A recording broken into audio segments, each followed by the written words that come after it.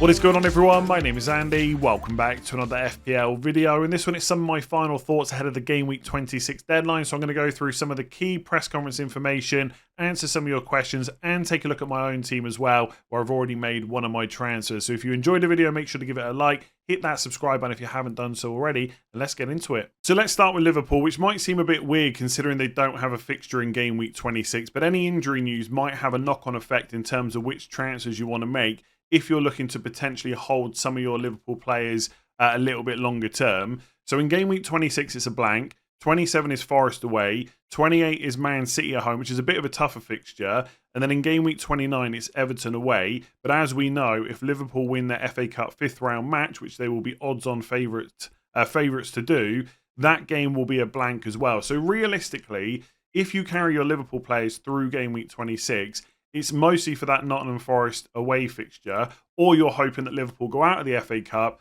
so that they also play in 29 as well, and that would make it much less likely that you would need like a free hit or something like that instead. Now, in terms of the actual press conference information, Pep Lijnders took it. He confirmed that Alisson will be out until after the March international break. Now, the first deadline back after the international break in March is the 30th of March, which sounds like a long way away. But for teams that are likely to blank in Game Week 29, there's not actually too many fixtures before that. So Liverpool's match after the international break is the 31st of March. That's Game Week 30 against Bruyne. But as we've just discussed, before that, they got a blank this week. You know, Man City's one of the games, and Everton might be off anyway. So it might be that Alisson only misses 2 league games before he's then back in the side. So if you didn't already go for someone like Kelleher for the double, there's probably not... Well, there's no point in doing it this week, right? Because he's got a blank. And after that, you're not going to bring Kelleher in anyway, unless Alisson is then confirmed out even longer. So if you've got Kelleher and you've got another playing keeper for this week, great. But I wouldn't be looking to bring him in anyway, right? It's a blank game week. Trent and Jota also ruled out until after the international break. The last news we had about Jota was that he was going to be out for months. So he is a definite transfer out. I can't see any reason to keep hold of him this week whatsoever. With Trent... Again, I think most people have gotten rid of him at this stage. But for anyone like me that bought in Conor Bradley, that now means that as long as he's fit, right, and obviously Liverpool do have a lot of injuries at the moment, he should play in that Game Week 27 fixture. So if you don't need to sell him to get 11 out this week, like I probably don't, then I'm probably just going to keep hold of him, obviously bench him for 26, and then play him against Forest away. Because if Trent's not going to be back until Game Week 30... then I've got an extra game out of Bradley that I wasn't necessarily expecting. So that's kind of good news. On the rest, so Dominic Szoboszlai, Darwin Núñez and Mo Salah, I had to remember all their names there. He said, we have 2 more days. So he's talking about the Carabao Cup final against Chelsea. So it is possible from FPL picks, Salah and Darwin Núñez, that they could be back by Game Week 27. So I guess the usual caveats apply, right? If you need to sell them to get out 11 players, it's probably worth it because they're not guaranteed to be back by 27 anyway. 28 fixture is tough. 29 will probably be a blank. But if you can carry one of them through and you can still get out 11 players and you want a big differential for Game Week 27, then absolutely you could hold on to them because if they're a little bit unsure whether they're going to be ready for Chelsea, there is probably a good-ish chance that they're ready for 27. The only thing to say is will Liverpool, let's say Salah doesn't make the Carabao Cup final, will they rush him back for that Forest game and play him from the start? I'm not sure they will after what happened last time. It might even be a bench appearance. For a cup final, maybe you risk it, but if he misses that completely, will he start against Forest in 27? I think that's debatable. So I think Salah can probably be sold for most people. If you're locked in on a free hit Game Week 29 strategy, then maybe it's a bit different because if you could have Salah for Forest away, Man City at home, it's probably not so bad, but there's just no guarantee with them. I think the biggest news really for me out of this, for my team, is that Conor Bradley's going to play Game Week 27. For everyone else, like Alisson, Trent, Jota, they're going to be out long enough where there's just no point holding on to them.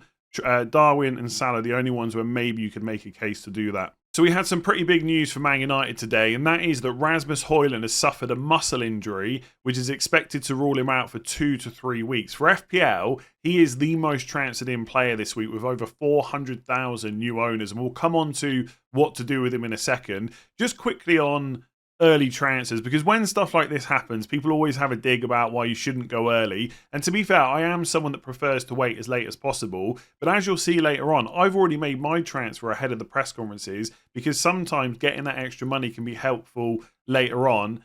And, you know, an injury out of the blue like this is just really bad luck. It's not like, you know, we knew Højlund was carrying an injury and you took a risk.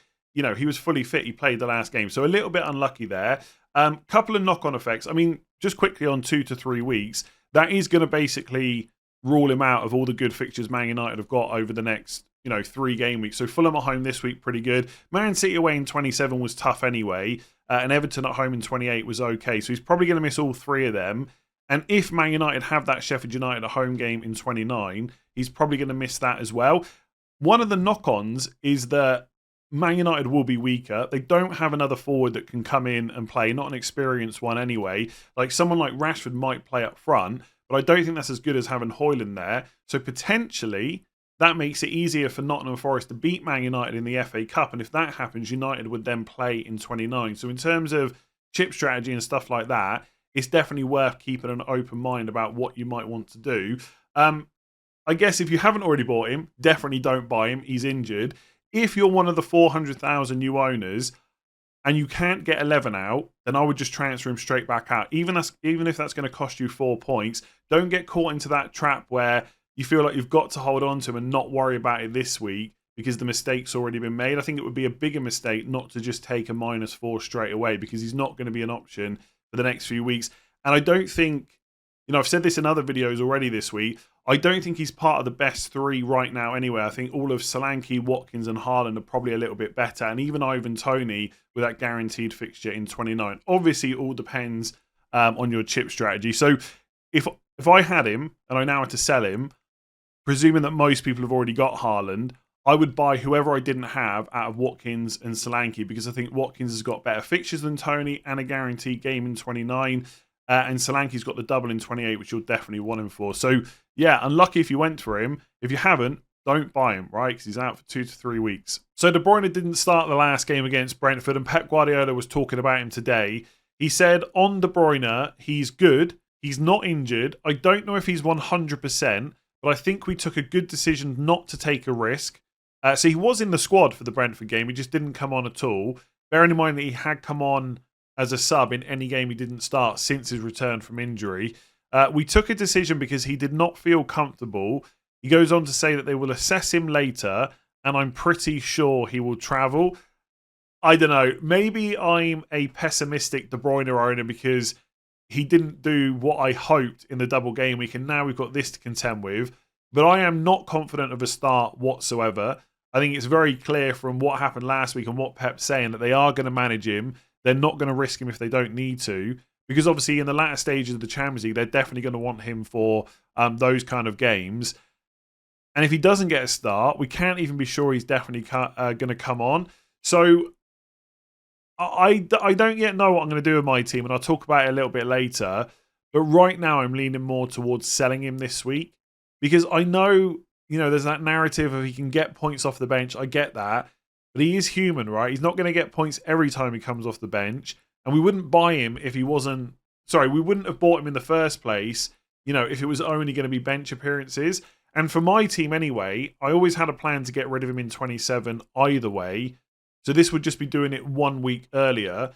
The only issue for me is I would have wanted to sell him for a Spurs player, and you can't do that this week. So that's why I need to think about replacements. But if you're a De Bruyne owner, I'm not confident of him starting. It doesn't mean you have to take him out. If you're not sure about exactly who you want to go for, you could just risk that he comes on for a 1-point cameo and, you know, just kind of damage limitation with the rest of your players that you don't get like a massive red. And you probably wouldn't, right, just for one player, and then make the decision again in 27. Because if he's fit and available for Man United at home, it's not even a bad game. You don't have to transfer him out, but at least then you've got Spurs players, maybe Liverpool players as well to choose from. Because don't forget, if Liverpool go out of the FA Cup, for example, all of a sudden, you know, and if Salah's fit after the Carabao Cup final, De Bruyne to Salah might be an option as well. So if you're not sure about who to go for, you could definitely leave that decision until 27. But if we're talking about 26, I'm just not very confident of a start. And look, what Pep has said isn't overly negative, but I don't think it's that positive either. Like, I'm pretty sure he will travel. He's not injured, but I don't know if he's 100%. Doesn't sound great to me. I'm not confident of a start this week. So I'm just going to quickly cover West Ham because I think there was an interesting update from David Moyes, bearing in mind that West Ham are one of those teams that play in 26 and 29 guaranteed as well.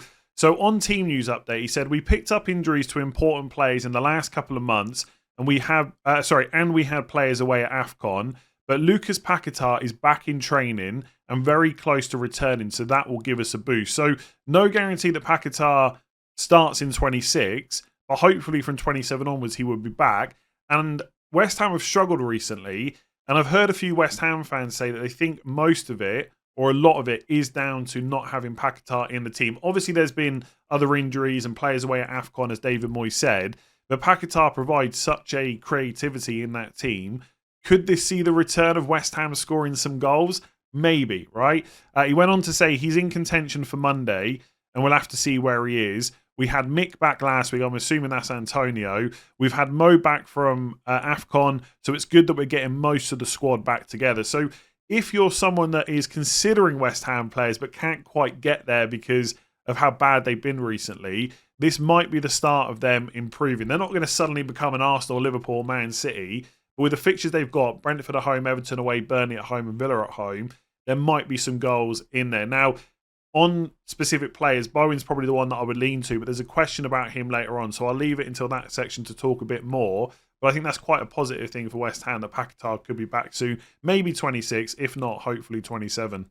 All right, let's get into some of your questions. So if you have 11 players this week, does it make sense to roll the transfer, or would you do Darwin to Solanke to add some bench cover? The only advantage I can see with rolling is Solanke getting injured against Man City. Now, as a general rule, even in a game week where most people don't have a bench, I don't like making transfers with the sole purpose of just improving the bench for that week. If it's part of an overall move or a set of moves where maybe you need to do Darwin to Solanke to save some money, that's going to be a big improvement for someone else in your first 11 and it gives you the bench cover, then maybe I would do it. But a straight up move like that, I probably wouldn't.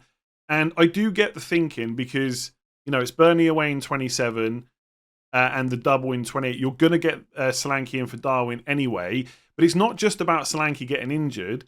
What if someone else gets injured? That might change your plans instead. So, for example, right, and I know this is quite unlikely, but we didn't expect Højlund to get injured, right? So these things can happen. Let's say Darwin is fit for Forest away, and Watkins gets injured and he's out for 6 weeks. Well, all of a sudden, you're going to do Watkins to Solanke instead. So it's not just about Solanke staying fit or getting injured, which means you shouldn't do this move. It's also about other stuff that can happen as well. So I just don't think there's enough advantage this week to warrant using that transfer. I would rather roll it into next week, get all that information from the FA Cup, then decide what you want to do. Chances are you're going to do Darwin to Solanke, but I just don't think it's worth it just for that bench cover. I guess, slight devil's advocate to my own point, if you've got players in your 11 you're not 100% sure are going to get minutes, that's a different story. But if you're looking at that 11 thinking they're either going to start or they're going to get minutes off the bench, and that's almost a 100% guarantee, then I just wouldn't bother doing it. So if you were to back against Haaland, who would you captain? Now, as it stands, I'm still pretty set on captaining Haaland for my own team, as I am most weeks where he's fit and available. But if I was going to go for someone different, it'd probably be Hwang or Saka, at least from the options that I have in my team. If you were wanting to go against Haaland this week, which I think is a reasonable suggestion, there are a couple of other players you could look at in terms of what they offer from an FPL point of view and the fixture they've got. So one would be Aston Villa. I think Ollie Watkins against Forest at home is a pretty decent shout. We know his underlying numbers have been good all season. I still think with Watkins, I feel like for me to captain him, I almost need the perfect storm where he's got an excellent fixture and most of my other options don't, especially the penalty takers. That always plays on my mind. I know we can go weeks and weeks and weeks without any of our FPL picks getting a penalty, but it still plays on my mind. So if I'm choosing Saka, taking the last 2 penalties for Arsenal, Hwang, who I think will probably take penalties for Wolves, you know, Haaland definitely has them. Am I willing to back against them for Watkins against Forest at home? I'm just not sure that fixture on its own is good enough, but we know the calibre of player he is. He could absolutely walk away with 2-3 attack and returns in that game. And I also think if you want a bit of a punt, it would probably be Man United players against Fulham at home without Paulinho. But obviously, as we've already discussed, Højlund out is probably going to make Man United a little bit weaker, I would say, because they do have other quality players that can play, but not in the same kind of style that Højlund has. Like Rashford is just not a number 9 like Højlund is, so I'm not sure I would go there. Obviously, you could look at Man City players as well, but I think the most popular ones for me would be Watkins, maybe a Man United player, and then Saka and Hwang. Between Saka and like a Wolves midfielder, you could look at Neto instead, I guess. I think Wolves have definitely got the better fixtures, Sheffield United at home. I had some discussion with people on Twitter yesterday about how bad the Newcastle defence is. And don't get me wrong, they have been awful this season, especially compared to last year. I think they're bottom 5 for expected goals conceded. But I always think of it like this, right? If you had let's say you support a Premier League team, if you could choose one team to play all the remaining fixtures against, like the same team, who would you choose? Like Sheffield United, Luton, Burnley, or Newcastle? It probably wouldn't be Newcastle. So I'm not sure we can put them down as the worst defence in the league, like some people are trying to tell me they are. So I think Wolves have got the fixture, is what I'm trying to get at. But I just back Saka more than Hwang. I think his underlying numbers this season have just been a little bit better. And we know he's on penalties. Okay, he might give the odd one away, but he is first choice. I think there maybe are some question marks over Hwang. I know lots of people are going to be in the comments telling me that he is definitely first choice, and you are probably right. But I think Sarabi's got a pretty good record as well, and he's taken one recently when Hwang wasn't in the team. So if I was going to back against Haaland, I would go with my vice captain this week, and that is Saka. But I think Hwang, Fernandes, Garnacho, and definitely Ollie Watkins are all players to consider as well. So is it essential to have a full starting 11?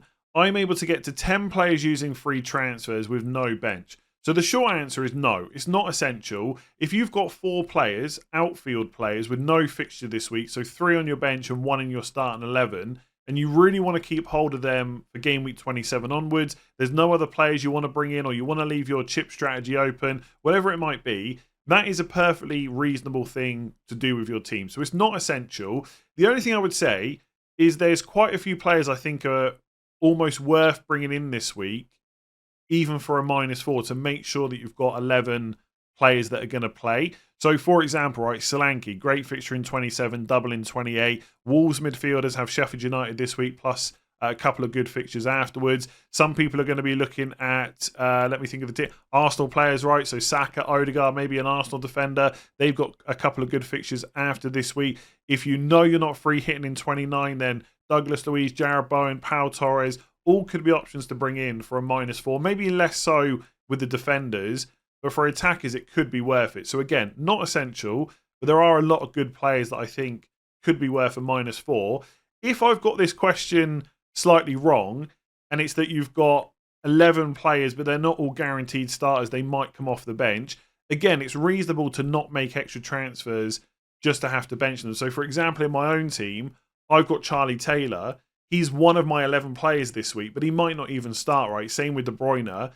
I think it's reasonable if you just want to risk them this week and then make your transfers next week instead with a lot more information because of the FA Cup 5th round. So not essential, but there are a lot of players that I think are worth hits this week. So who's the best Jota replacement that plays in both game week 26 and game week 29? And I think similar to the defender discussion I had in a recent video, it's probably got to be someone from Aston Villa or West Ham. I just don't think there's really any other options. If we look at the 6 teams that we know are definitely playing that week, I don't think most people want a Burnley midfielder. With Brentford, look, if Mbeumo was fit, maybe we'd be considering him, but obviously he's not. Fulham midfielders, maybe, but I just don't think I would want to bring them in. Spurs obviously don't play this week, so then it just really leaves West Ham and Villa. And for me, the only 2 options are Jarrod Bowen or Douglas Luiz. I've spoken already this week about Leon Bailey. I don't think he's a bad pick. If you think he's going to start every game between now and 29 and get good minutes, you could absolutely go with him instead of Luiz. But if you're not sure about that, I would pick the nailed-on penalty taker instead.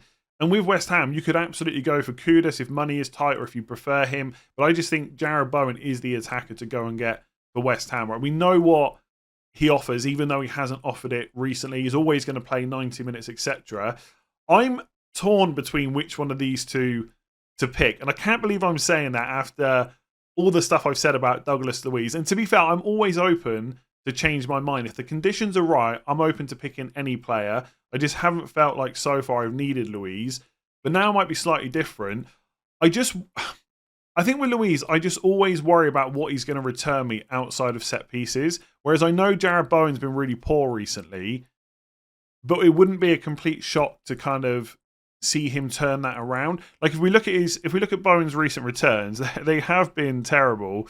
It's 1 assist since game week 19, and that was against Arsenal. Before that, he was on a run of 1, 2, 3 goals in the 4 games before that, and he was doing pretty well.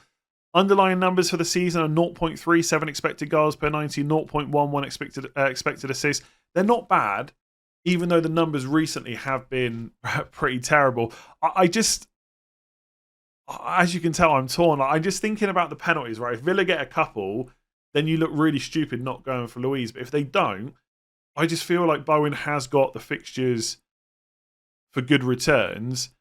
And I think in a couple of game weeks' time, we'll be sitting here saying, well, of course we should have gone for Jared Bowen. He's much more likely to get you a return from open play. They've got 3 home fixtures in the next 4 that takes you up to 29, which are Brentford, Burnley and Villa. And the away game is 27. And look, West Ham have not been playing well recently. And if you didn't want to go for Bowen for that reason, I'd completely understand it. But I think if I had to pick someone right now without any more thinking time ahead of the deadline, I think I'd go Bowen. And you might see me have to make this decision tomorrow because I'm not sure about whether De Bruyne is going to play. And I think I'm more likely to pick Bowen than Douglas Luiz. But I don't hate Luiz, no matter what you guys think. I think he's a good pick. Always nailed. Always going to get good minutes. Takes all the set piece, most of the set pieces as well. And he's going to be on penalty. So he's not a bad pick. I just wouldn't go for Bailey or Kudus. I'd want a bit more security, considering you definitely need them to play in 29. So is it time to part ways with Estupiñán? There wasn't really too much in the De Zerbi press conference today that would indicate whether or not he's going to start the next game. He did say that he invited both Ansu Fati and Estupiñán to his house this week. And he said, I rotate the players to try the Italian kitchen. What was on the menu this week? It was pasta. So Estupiñán has been to De Zerbi's house and had pasta this week. Does that mean he's going to start the next game? I don't know. I'll leave that up to you to decide. But ultimately, I do think that Estupiñán, unless someone like Lamptey gets injured, is probably someone you're going to have to sell sooner rather than later because you can't rely on his minutes and the fixtures aren't that great coming up either. Like this week is fine, Everton at home, Fulham away in 27 is okay, so's Forest at home in 28. But after that, it's either a blank in 29 or a game against City, Liverpool away in 30, Brentford away in 31, Arsenal at home in 32. So he's not someone you're going to want long term, I don't think. To come back to the original question, is it time to part ways this week in game week 26? I'm going to say probably not for most people because there's almost certainly other transfers you have to make for players that don't have a fixture. So if you sell Estupiñán, it's probably for a -4. And I don't think there's too many defenders this week that are worth a 4-point hit. Like maybe in some weeks when a player like Trent has a great fixture, you take that risk because of how attacking he is. But most players who are that attacking don't have a great fixture this week, like Trippier, right? And obviously the Newcastle defence hasn't been great, and they're away to Arsenal. So the chances of getting a clean sheet are really low. So then you're relying on at least 2 attacking returns from Trippier, and that's if Estupiñán doesn't start. And obviously there is a chance that he will. I don't think it's a high chance based on what we've seen recently, but I don't think he's worth a -4. It might be that for some of you, you're taking a -4 no matter what week it is because you've just got so many other transfers to make, in which case you could go for it this week. But I just think you'd be bringing in an Arsenal, unless you know your chip strategy, right? Unless you know you're definitely free hitting in 29, it's hard to know exactly which defender to bring in because Arsenal might not have a fixture in 29, but their defence outside of that is great. Villa do have a definite fixture in 29, but it's away to West Ham. Is there a rush to bring in someone like Pau Torres for a -4? Probably not. So it is probably time to part ways soon with Estupiñán. Not sure I'd do it for a hit this week. So is Garnacho a good short-term option? I think for his price, yes. But as I've already discussed in this video, I'm a little bit more worried about Man United now they don't have Højlund. Like the fixtures, Fulham at home this week, Everton at home in 28 are not bad, right? Man United will probably still score goals, but I don't think Garnacho is as good of an option as he probably looked last week. But at the same time, I just think for that price, like what kind of expectations can you really have? I guess the bigger talking point is really whether he deserves one of those 5 midfield slots. Is there someone better you could get instead? Because most people probably don't need the money right now. But his minutes are excellent. He hasn't not played 90 minutes since game week 18, and that was 84 minutes. The Højlund injury means he has to play 90 pretty much because Rashford will play him through the middle. And Garnacho is, well, I assume Rashford will play through the middle anyway. And Garnacho is definitely the first choice wide player, whether that's left or right. So his minutes will continue to be great. His underlying numbers have been pretty good, especially for the price. And he is, if you're running a squad with 8 good attackers, you could even bench him in game week 27 for Man City away. So it might be that you're bringing him in for Fulham in 26, Everton in 28, and then, in 29 with that Sheffield United game, it may be on, it may not. That's when your chip strategy kind of comes into play. But I do think it is a short-term move because after 29, which may or may not be the blank, it's Brentford away, Chelsea away, Liverpool at home, which aren't necessarily the best fixtures. They're not awful. And again, Man United could score, especially if Højlund's back. But it's not necessarily a fixture run that I would target. So I've looked at Garnacho as an option this week. I just don't think I'm going to go there. I think the Højlund news has kind of put me off a little bit. And also, if money's no object, there's something that's still telling me don't completely forget about Fernandes, because although his creativity in terms of expected assists is a little bit down on last year, his goal threat's kind of the same, and he still has penalties, and he's always going to play too. But I just think 27's a write-off against Man City, and the Højlund thing's kind of maybe a little bit less sure. So I don't think Garnacho is now terrible or bad or anything like that.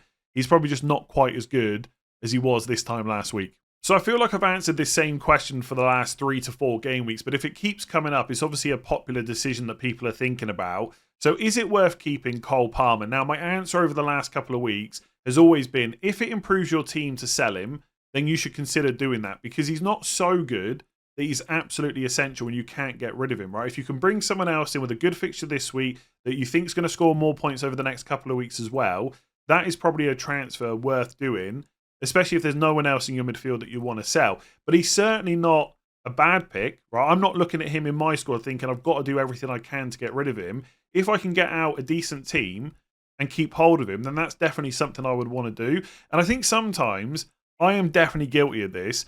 When a player blanks and then maybe has a blank game week as well, so Cole Palmer got nothing against Man City, now he's not going to play in 26. Because they haven't got the recent returns, we kind of almost forget that they are a super FPL pick, or they have been for most of this season. Like, let's not forget, Cole Palmer has 10 goals, 7 assists, a lot of penalties, and he's probably not going to get that run of penalties again this season, maybe never again in his whole career, but he still has really decent kind of open play threat and creativity as well. So he is a really good pick. He's cheap as well. But the key thing for me is when he comes back in 27, like, how many of the fixtures are you going to be worried about playing him in? Brentford away, more than happy to do that. Look at the way people are talking about Newcastle for Arsenal this week, right? Great fixture, defensively very poor. It's going to be the same for Chelsea in 2 weeks. Arsenal away in 29 is tough, but one or two things that week. Either you're going to free hit, in which case Palmer can be in your team or not. And obviously if they blank, he's not going to be in there anyway. But if they play, well, you're not going to be worried about playing Palmer against Arsenal away when most of the other options are going to be from pretty poor teams anyway. And then after 29, it's Burnley at home, Man United at home, Sheffield United away, Everton at home, Brighton away. And if Chelsea do blank against Arsenal, that fixture has to go somewhere else, so that will be a double. They've already got the Spurs at home fixture from 26 to rearrange as well. So potentially after 29, Chelsea have got great fixtures and 1 to 2 double game weeks to come as well. And you're going to want Palmer, right? He is probably the best attacker for FPL to own from Chelsea. And even if you're buying him from scratch now, he's 5.8 million for a nailed-on player on penalties. He's fantastic. So the closer we get to 27, obviously the more reason there is to keep him. So it would have to be a pretty good transfer at this point, I think, to get rid of Palmer. If you can get 11 out without worrying about selling him, I would hold on to him, because although he's not going to be... Look, he's never going to be... I don't really like calling players essential, right? But over the next couple of weeks, he's not going to be an amazing pick or anything like that. But from 30 onwards, he is. And if you've got a lot of money invested, then I just think it's probably worth keeping hold of him. But again, if he's the only way to get out 11 players, I would still consider selling him for certain people's teams. So I'm just going to end by talking about my own team. And for those of you that have been paying close attention, you'll already see what my transfer was that I did last night. So this is how the team is set up. I've got Areola against Brentford at home. I'm benching Dubravka against Arsenal away. I've got the double up on the Arsenal defence of Gabriel and Saliba. I'm hoping that Charlie Taylor starts after making his return to the Burnley squad last week. Crystal Palace away. Will they be better with the new manager? Possibly, but there's no Eze, no Elise or anything like that. And to be honest, if Charlie Taylor goes and gets me a 1 or 2 pointer, I'll probably be happy with that. I've got De Bruyne and Foden from Man City. Hwang Hee-chan has come into my team. So I sold Jota last night. It looked like Hwang was going to go up and Jota was going to go down. Only one of those things happened, but that is basically why I went early, because of the price changes. And there is always some risk involved. Just look at what's happened with Højlund. You just got to hope that the player you bring in doesn't get injured. So I've got him in for Sheffield United at home. The next 2 fixtures after that aren't bad either. So it's, let me just double check here. It is Newcastle away and Fulham at home. And then, look, they may or may not play in 29, but I think there's a good chance I'll free hit, and the fixtures afterwards are pretty good. So as I spoke about on team selection, that's why I've bought Hwang in. Saka is my vice-captain. Haaland is captain. Then I've got Watkins against Forest at home. I've got 4 other players that aren't playing this week. So my bench is Palmer, Doughty and Bradley. As I spoke about earlier, good chance that Bradley will start in 27 if he's fit and available. So Darwin's going to go. That will be for Solanke. I still don't see any reason not to get him, even though he's got Man City this week. A lot of people have said to me, like, why don't you just keep Darwin and get Solanke next week? Because obviously if Solanke blanks, it's not worth the -4. But I look at it that Solanke is going to start for sure. He's going to play 90 minutes. As long as he doesn't get a yellow card, he's going to get at least 2 points. So for me, it's just a 2-point risk that he could get even more. Okay, so if he blanks and gets 2 points and I've taken a hit, then because I didn't have any other bench players, that's cost me 2 points to get him in early. But if he gets 1 return, then he's repaid that straight away. And I know I definitely want him for 27 and 28. I obviously can't go for Højlund anyway. I was never going to do that. And there's just no need to go for Tony first. I might as well just bring Solanke in. So that's going to be a -4. And then I've got to decide what to do with De Bruyne. It's a tricky one for me because part of me thinks just play him and hope he comes off the bench and just worry about what to do with him next week, because I'll probably just move him to Son. But if Man City don't play in 29, then I've also got Foden to potentially deal with as well. So I can just get Son in for him and just remove De Bruyne this week. The only slight issue I foresee, and it's not really a major one, right? But let's say I go for Luiz or Bowen because they play in 29. Depending on what happens next week, I might still end up free hitting in 29 anyway. And if I do, right, bearing in mind how many starts Foden's got, I would have him for Bournemouth away, Man United at home, Liverpool away, which are okay. Then I'd free hit in 29 anyway. And look, Arsenal at home's not great, but if Man City blank in 29, that Brighton fixture has to go somewhere later on.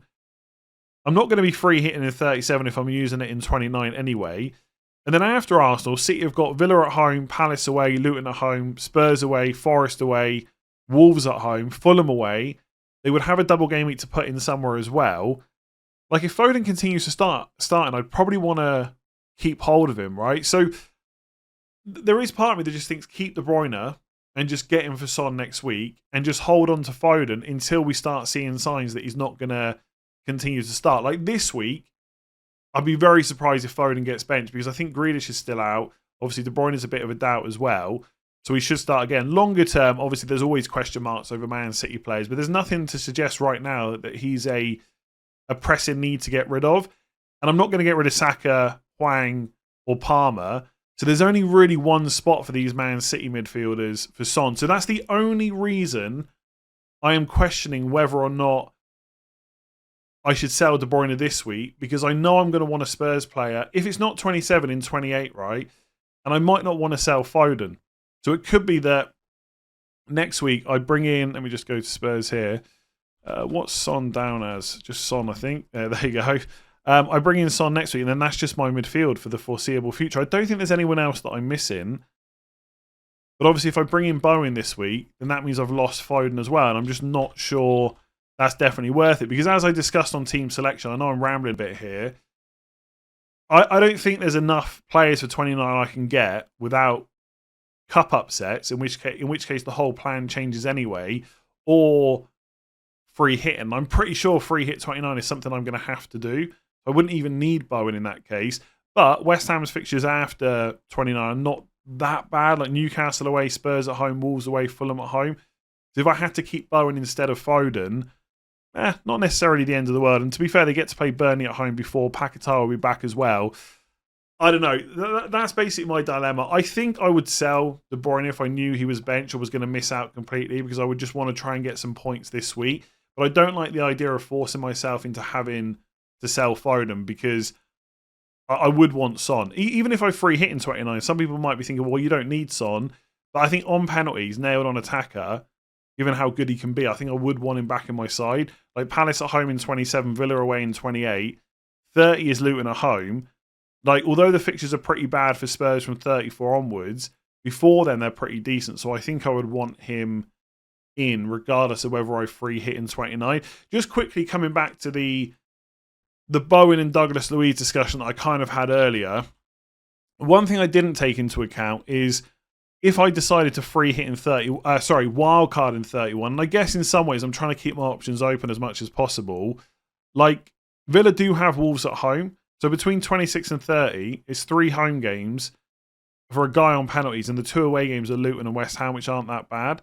Whereas for Bowen, his game in 30 is Newcastle away, which is maybe a bit tougher, but then Newcastle have been awful recently. So I think I have to stick with kind of getting in players I prefer, and that is not... I don't want to say Luiz is just a defensive midfielder, because that's unfair, but his underlying stats are not that inspiring outside of the set pieces and penalties. I mean, he might go and score a couple of free kicks and take a couple of penalties and make me look stupid again.